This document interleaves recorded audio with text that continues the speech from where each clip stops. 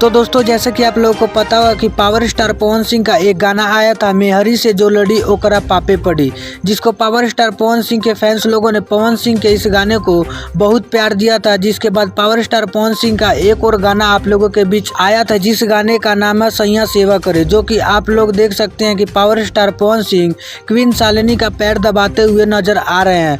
तो दोस्तों आप लोगों को बता दें कि पावर स्टार पवन सिंह का ये वीडियो शूटिंग टाइम का है, जो आप लोग स्क्रीन पर देख रहे हैं। और आप लोगों को बता दें कि ये गाना आप लोगों के बीच बहुत जल्द आने वाला है और ये गाना देसी टाइप का होने वाला है, जो आप लोगों को बहुत पसंद आएगा। और दोस्तों आप लोगों को बता दें कि पावर स्टार पवन सिंह का सैया सेवा करे गाने ने मात्र 20 घंटे में 2 मिलियन व्यूज पार कर दिया है और ये 3 नंबर पर गाना ट्रेंड कर रहा है, जो कि बहुत बड़ी बात है कि ये गाने नए चैनल से आकर 3 नंबर पर ट्रेंड कर रहा है। आप लोग इस गाने को बहुत सारा प्यार दीजिए कि ये गाना नंबर 1 पर ट्रेंड करने लगे। और आप लोगों को ये वीडियो पसंद आई हो तो आप लोग वीडियो को लाइक शेयर जरूर करें।